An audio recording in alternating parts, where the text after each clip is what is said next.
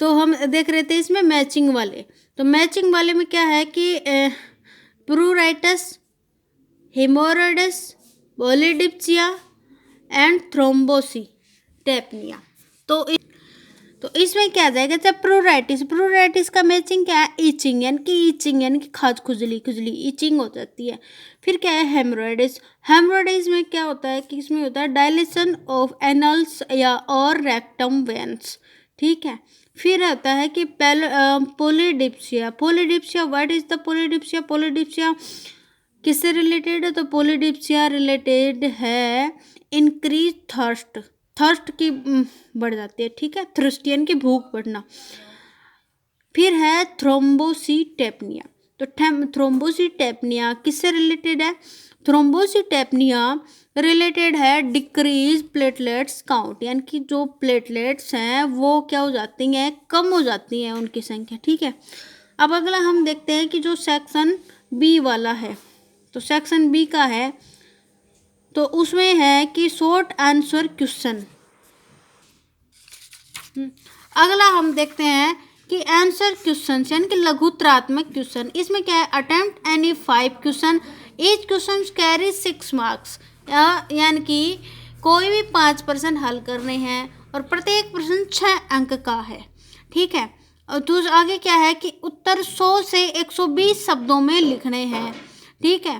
तो इसका हमें ध्यान रखना है। अब पहला क्वेश्चन, तो यानी कि सेक्शन बी का पहला क्वेश्चन, वैसे तो इस पेपर का 5वां क्वेश्चन है ये। तो कौन सा क्वेश्चन है, right short note on pleurisy, यानी कि प्लूरेसी यानी फुफ्फुसा पर लघु नोट लिखें। तो फुफ्फुसा क्या है, फुफ्फुसा को हम थोड़ा विस्तार से देखते हैं। परिभाषा, प्लूरा के इन्फ्लेमेशन को प्लूरिसी कहते हैं। Pleura it means outer covering of the lungs, यानी कि जो फेफड़ों के बाहर की कवरिंग होती है वो। इसका क्या कारण होता है, प्लूरा के कारण रेस्पिरेटरी डिसऑर्डर, यानी कि श्वसन में कोई गतिरोध पैदा होना। दूसरा है निमोनिया, यानी कि निमोनिया होना। फिर है ब्रोंकियो टेसिस, ठीक है। फिर है पल्मोनेरी ट्यूबरकुलोसिस, यानी कि पल्मोनेरी मतलब पल्मोनेरी वाले में फेफड़ों में ट्यूबरकुलोसिस, टीबी, ठीक है। फिर है ब्लड बोर्न इन्फेक्शन, ठीक है, यानी कि ब्लड बोर्न इन्फेक्शन। फिर है सेप्टिसीमिया। फिर है ट्रोमा। फिर है due to complication of the ribs and injury of the chest wall, यानी कि जो चेस्ट की जो वॉल है उसमें जो इंजरी हो जाती है, या फिर जो रिब्स मतलब पसलियों में कॉम्प्लिकेशन उत्पन्न हो जाता है, इसके कारण प्लूरा हो जाता है। प्लूरा का इन्फ्लेमेशन को प्लूरेसी कहते हैं।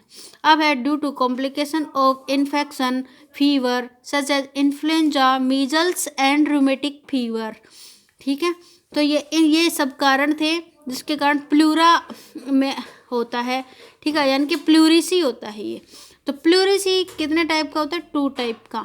1 type is the dry pleurisy, second type is the wet pleurisy, ठीक है।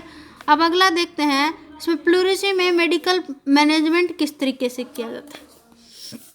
तो मेडिकल मैनेजमेंट में फर्स्ट में देखते हैं असेसमेंट ऑफ द पेशेंट, यानी कि जो पेशेंट आता है उसको असिस्ट कीजिए।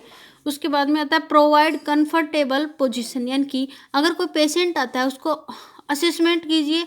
उसके बाद में जो पेशेंट आता है उनको एक कंफर्टेबल पोजीशन, यानी कि जो पेशेंट आता है उसको आरामदायक स्थिति प्रदान करने का प्रयास करना चाहिए। अगला है प्रॉपर मेडिकेशन ऑन टाइम, यानी कि दवा वगैरह उसको प्रॉपर समय पे देना चाहिए। अगला है लोकल हॉट एप्लीकेशन, यानी कि शुष्क जो ऊष्मा है उसको वे अपनाना चाहिए, यानी कि लोकल हॉट एप्लीकेशंस का अनुप्रयोग कराना चाहिए। फिर है स्ट्रेपिंग मेडन, यानी कि जो भी हो वो करना चाहिए। अब अगला जैसे नर्सिंग मैनेजमेंट किस प्रकार से करते हैं, तो नर्सिंग मैनेजमेंट में पहले करते हैं असेसमेंट ऑफ पेशेंट, फिर कहते हैं प्रोवाइड कंफर्टेबल पोजीशन, फिर होता है प्रॉपर मेडिकेशन ऑन टाइम, फिर होता है प्रोवाइड एडिक्वेट वेंटिलेशन, यानी कि उनको वायु वातानुकूलित वातावरण प्रदान करना चाहिए। फिर है प्रोमोट एक्सरसाइज, यानी कि उसको व्यायाम के लिए प्रोत्साहित करना चाहिए। फिर है इंक्रीज फ्लड इंटेक, यानी कि जो उसकी मात्रा तरल पदार्थ उसकी मात्रा बढ़ानी चाहिए। फिर है चेंज पोजीशन फ्रिक्वेंटली, यानी कि थोड़े थोड़े समय पर उसकी स्थिति को बदलते रहना चाहिए। ठीक है। फिर होता है हेल्दी डाइट, यानी कि स्वस्थ संतुलित भोजन प्रदान करना चाहिए। फिर है हेल्थ एजुकेशन, यानी कि स्वस्थ शिक्षा देनी चाहिए। अब अगला क्वेश्चन है कि डॉट्स पर लघु नोट लिखिए, right short notes on DOTS। ठीक है। तो DOTS, तो डॉट्स क्या होता है? डॉट्स में होता है ट्यूबरकुलोसिस, यानी कि डॉट्स क्या होता है? टीबी के दौरान जो दवा दी जाती है वो डॉट्स के थ्रू आती है। तो डॉट्स क्या है ये हम देखते हैं। डॉट्स में क्या होता है? ट्यूबरकुलोसिस डिजीज के ट्रीटमेंट के लिए डॉट्स, यानी कि डॉट्स का फुल फॉर्म क्या है? Directly observed treatment short course की तकनीक विकसित की गई है।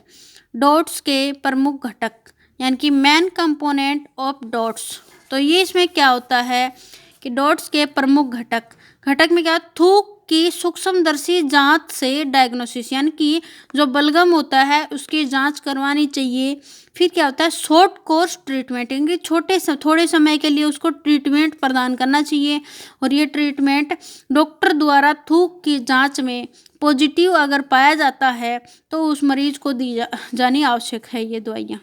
फिर था मेडिसिन की नियमित आपूर्ति की व्यवस्था करना। फिर है ट्रीटमेंट के डाटा की रिकॉर्डिंग व रिपोर्टिंग व अच्छी मॉनिटरिंग करना आवश्यक है। फिर है डॉट्स थेरेपी में प्रयुक्त प्रमुख ड्रग्स, यानी कि अगर डॉट्स में कुछ दवाइयाँ होती हैं, जैसे टीबी मरीज को कुछ टीबी की दवाइयाँ दी जाती है, उनको डॉट्स कहते हैं। डॉट्स में कौन कौन सी टेबलेट आती हैं वो हम देखते हैं, कौन सी ड्रग्स आती हैं वो हम देखते हैं। तो पहले ये आइसोनियाजाइड 5 mg पर kg पर डे देनी चाहिए। ठीक है। फिर है रिफाम्पिसिन टेबलेट 10 mg यानी कि 10 mg की देनी चाहिए पर kg पर डे। पिराजिनामाइड 15 से 30 mg पर kg पर डे। इथेम्बुटोल 15 से 25 mg पर kg पर डे। तो इन ड्रग्स का कॉम्बिनेशन वीकली 2 से 3 टाइम दी जाती है। 6 मंथ तक कंटिन्यू रखनी, यानी कि टीबी की दवाइयाँ 6 महीने तक कंटिन्यू रखनी होती है।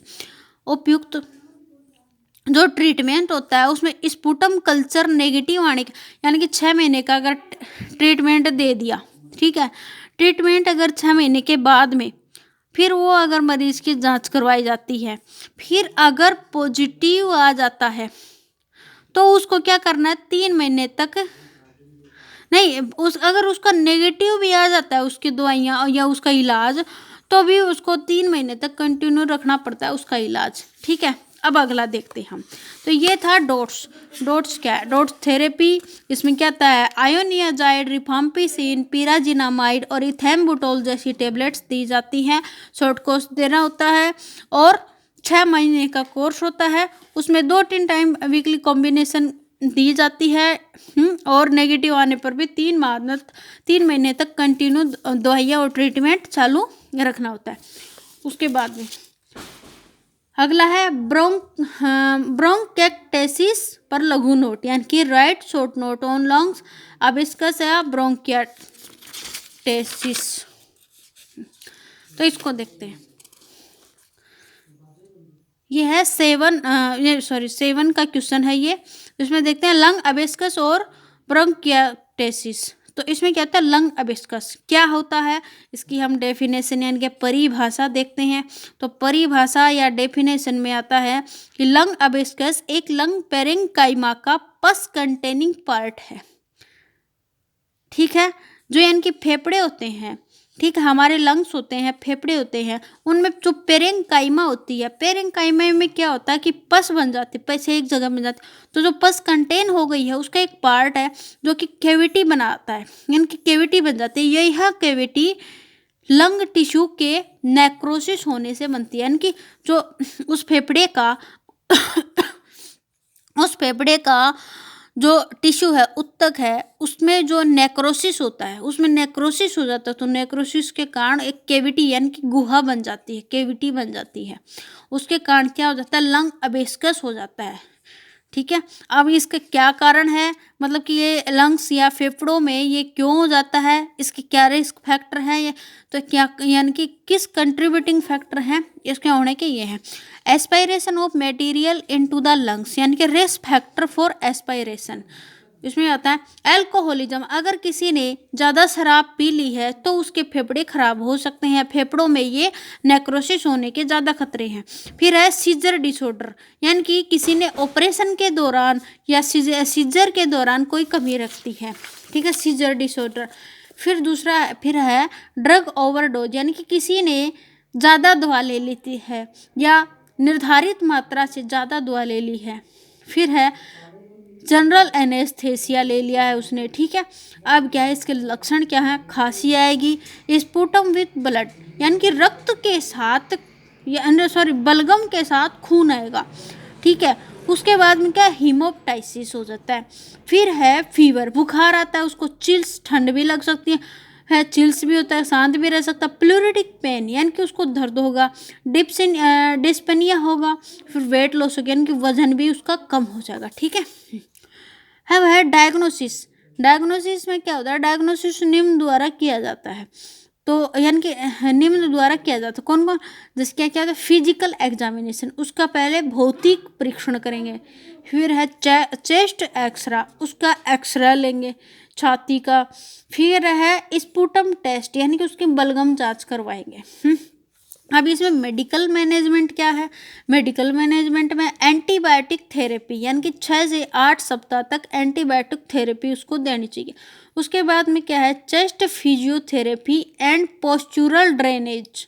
ठीक है, उसके बाद में है good nutrition and adequate flood intake रखा जाता है, यानी कि उसको अच्छा पोषण, अच्छा भोजन और अच्छी तरल मात्रा उसको प्रदान करनी चाहिए। फिर है ब्रोंकियाटेसिस, ये क्या है, तो इसके डेफिनेशन क्या है, ब्रोंकियाटेसिस में ब्रोंकियल ट्री या एक से अधिक लार्ज ब्रोंकाई का परमानेंट या इरिवर्सिबल डायलेशन होता है। ठीक है, परमानेंट और इरिवर्सिबल डायलेशन होता है। ठीक है, अब है इसमें ब्रोंकियाटेसिस के प्रकार, तो ये प्रकार क्या है, इसका है सेकुलर और सिलेंड्रिकल। सेकुलर में क्या होता है, यह मुख्य रूप से लार्ज ब्रोंकियो में होता है। ठीक है, यानी कि बड़ी वाली जो ब्रोंकियो है उसमें होता है, और कैविटी लाइक डायलेशन होता है, यानी कैविटी लाइक इसमें डायलेशन हो जाता है। उसके बाद में है सिलेंड्रिकल। सिलेंड्रिकल में क्या होता है कि यह मीडियम साइज की ब्रोंकाई में होता है, जो कि माइल्ड टू मॉडरेटली डायलेटेड होती है। अब इसके कारण क्या है, कारण है कि बैक्टीरियल इन्फेक्शन, वायरल इन्फेक्शन, यानी कि वायरस द्वारा इन्फेक्शन, जीवाणु द्वारा इन्फेक्शन हो जाता है, तो इसके कारण इसके ब्रोंकियाटेसिस हो जाता है। और ये 2 प्रकार के होते हैं, सेकुलर और सिलेंड्रिकल। अब है इसका मेडिकल यानी कि चिकित्सकीय लक्षण। इसके लक्षण क्या होते हैं ब्रोंकियाटेसिस के, इसका साइनोसिस हो जाता है, कफिंग होती है, फीवर आता है, डल और फ्लैट साउंड, यानी कि उदासीपना। ठीक है, उसमें फ्लैट साउंड होती है, over the area of mucus, cough आता है। ठीक है, कोपियस अमाउंट स्पुटम होता है। फिर है हिमोप्टाइसिस होता है। फिर है डिस्पोनिया होता है, फैटिग्यू होता है और वीकनेस यानी कमजोरी आती। फिर है डायग्नोसिस। ठीक है, तो इसमें डायग्नोसिस, तो अब डायग्नोसिस में क्या करेंगे, अगर कोई ब्रोंकियाटेसिस का पेशेंट आ जाता है तो ब्रोंकियाटेसिस का पेशेंट की हम पहचान कैसे करेंगे, तो पहचान था जैसे अभी हमने देखे, इसके लक्षण देखे, साइनोसिस, कफिंग, फीवर, डल और flat sound over the area of mucus cough, copious amount system, haemoptysis, dyspnoea, fatigue and weakness, ये सब आएंगे। है तो इसमें जांच क्या करना चाहिए, एक्सरे चेस्ट, उसका एक्सरा करवाना चाहिए, फिर ब्रोंकियोग्राफी करवानी चाहिए, ब्रोंकियोग्राफी, फिर है उसका सिटी स्कैन करवाना चाहिए, फिर है उसका स्पूटम एग्जामिनेशन करवाना चाहिए। ठीक है, अब देखते हैं हम अगला क्वेश्चन है हमारा,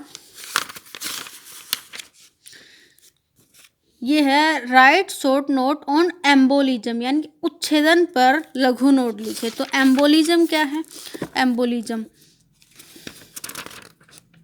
एम्बोलिज्म एम्बोलिज्म क्या है, ब्लड वेसल्स के अंदर ट्रेवलिंग करते हुए, यानी कि जब ब्लड यानी कि रक्त या खून या रक्त जब हमारी वेसल्स के अंदर ट्रेवल करता है तब ब्लड क्लॉट या मैटर पार्टिकल के कारण होने वाला ऑब्स्ट्रक्शन, यानी कि ब्लड के रास्ते में आने वाले अवरोध को हम एम्बोलिज्म कहते हैं। ये हो गया सीधी सिंपल परिभाषा।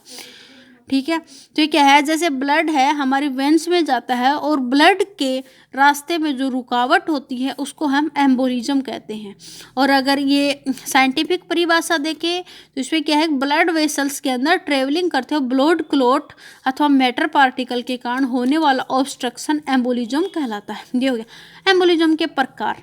क्या क्या, एयर एम्बोलिज्म यानी कि कोई हवा या एयर का बुलबुला रह जाता है, फिर है फैट एम्बोलिज्म हो जाता है, वसा की बूंदे या वसा हमारी रक्त वाहिकाओं में वसा हो जाती है। उसके बाद में आर्टीरियल एम्बोलिज्म, एमनियोटिक फ्लड हो जाता है एम्बोलिज्म, फिर है पोस्ट ऑपरेटिव एम्बोलिज्म, फिर है उसके sign and symptoms. Sign and symptoms क्या है, डिस्पनिया, चेस्ट पेन, हेमोप्टाइसिस में क्या होता है, स्पुटम विद ब्लड, यानी कि रक्त के बलगम के साथ रक्त आना हेमोप्टाइसिस कहलाता है। ठीक है, ये भी उसके लक्षण होते हैं एम्बोलिज्म के। चेंजेज इन वाइटल साइंस मतलब टेकिपनोया, ठीक है, टेकिकार्डिया, एलिवेशन ऑफ टेम्परेचर। ठीक है, अब है फिर क्या होता है इसमें लक्षण में, थ्रोम्बोफ्लेबिटिस, फिर होता है इंक्रीज जगुलर वेनस प्रेशर, फिर होता है एंजाइटी मतलब उसको बेचैनी होने लगती है, फिर है शोक में डेवलप रैपिडली, यानी कि शोक, उसको क्या होता है, शोक मतलब अचानक, जैसे हम कहते हैं कि अचानक जो उसका माइंड डाइवर्ट होते लगता है इधर उधर। ठीक है, तो शोक लग जाता है, अचानक से उसको शोक लगना, शोक में डेवलप रैपिडली। ठीक है, अब है एम्बोलिज्म की रोकथाम, हम इसको रोक कैसे सकते हैं। देखिए पहले तो क्या है, सर्जरी के पश्चात थ्रोम्बोफ्लेबिटिस से बचाने के लिए मरीज को अर्ली एम्बोलिशन दिया जाना चाहिए। फिर है पेशेंट के लेग एलिवेट करना, फिर है लेग एक्सरसाइज दी जानी चाहिए, फिर है डॉक्टर द्वारा प्रेस्क्राइब्ड मेडिसिन देनी चाहिए, फिर है कफिंग एक्सरसाइज, फिर है इलास्टिक स्टोकिंग पहचान देनी चाहिए, फिर है इसमें मैनेजमेंट। तो इसमें मैनेजमेंट में क्या है, जनरल मैनेजमेंट में क्या है, ड्रग थेरेपी यानी कि फार्मेकोलॉजिक। ठीक है, तो फार्मेकोलॉजिक में क्या होता है, पेशेंट को जल्द से जल्द डॉक्टर द्वारा प्रेस्क्राइब्ड मेडिसिन जैसे एंटीकोगुलेंट एडमिनिस्टर करना। ठीक है, फिर है चेस्ट पेन के एलिए एनाल्जेसिक यानी कि मॉर्फिन सल्फेट दिया जाना चाहिए। अगर किसी के सीने में या छाती में दर्द है तो उसको एनाल्जेसिक मॉर्फिन सल्फेट दिया जाना चाहिए। ठीक है, अब है सर्जिकल मैनेजमेंट। तो एम्बोलिज्म के केस में निम्नलिखित सर्जिकल इंटरवेंशन किए जा सकते हैं, जैसे क्या है, वेन लिगेशन, फिर है insertion of umbrella in major veins. ठीक है, फिर है एम्बोलेक्टेमी। अब हम अगला क्वेश्चन देखते हैं, यह हो गया हमारा एम्बोलिज्म क्वेश्चन 8। क्वेश्चन 9 हम देखते हैं, अगला क्वेश्चन है क्वेश्चन 9 है हमारा। हाँ, क्वेश्चन 9 है कि write short note on nursing management of dehydration, यानी कि निर्जलीकरण पर नर्सिंग प्रबंधन लिखें। ठीक है, तो ये हम देखते हैं इसमें क्या है। पहले तो डिहाइड्रेशन के हम डेफिनेशन, बॉडी के टिश्यू एवं सेल्स में पानी की कमी अथवा हानि हो जाने की अवस्था को डिहाइड्रेशन कहते हैं। फिर होता है नर्सिंग देखभाल, क्लोज ऑब्जर्वेशन, पेशेंट को क्लोज ऑब्जर्वेशन में रखें। फिर पेशेंट के वाइटल साइंस चेक करें। पेशेंट को यदि कोई कॉम्प्लिकेशन है तो तुरंत डॉक्टर को सूचित करें। है मेंटेन पर्सनल हाइजीन, ठीक है। फिर है पेशेंट की ओरल हाइजीन मेंटेन करें। फिर है लिप्स क्रैक होने पर वैसलीन लगाएं। पेशेंट को स्वच्छ बिस्तर प्रदान करें, ठीक है। फिर होता है maintain flood and electrolyte balance. Patient अगर किसी को दस्त लग गए हैं या डिहाइड्रेशन हो गया, उसको क्या करना चाहिए, पेशेंट को ORT देना, ठीक है। और फिर है कि IV थेरेपी देते हुए एसेप्टिक टेक्निक का ध्यान रखना। मेंटेन IO चार्ट, पेशेंट को फ्लूइड इंटेक के लिए प्रेरित करना। पेशेंट की TPR, temperature, pulse rate, respiratory rate, ये सब मतलब चेक करना, ठीक है। फिर मॉनिटरिंग करना। To provide rest and comfort, यानी कि पेशेंट को कंफर्टेबल पोजीशन प्रदान करना। वार्ड को साफ सुथरा रखना। To provide skin care, patient की स्किन इंटीग्रिटी को मेंटेन करना। समय पर पोजीशन बदलते रहना ताकि बैक सोर्स की संभावना न रहे। फिर है फ्रूट जूस तथा विटामिन युक्त भोजन मात्रा में लेना। फिर क्या होता है अगला 6 का है कि न्यूट्रिशनल लेवल मेंटेन करना। पेशेंट यदि ओरल रूट से भोजन ले रहा है तो उसे विटामिन एवं प्रोटीन युक्त डाइट देना। पेशेंट को नारियल, उबली हुई दाल का पानी, दही, चावल देना। पेशेंट को डाइट प्लान बना कर देना। और फिर होता है फाइकोलॉजिकल सपोर्ट देना। फाइकोलॉजिकल लिख रखा है लेकिन इसका है साइकोलॉजिकल सपोर्ट, ठीक है। तो ये साइकोलॉजिकल सपोर्ट आएगा, इसमें थोड़ा सही कर लें, ठीक है। साइकोलॉजिकल सपोर्ट देना। तो ये हो गया।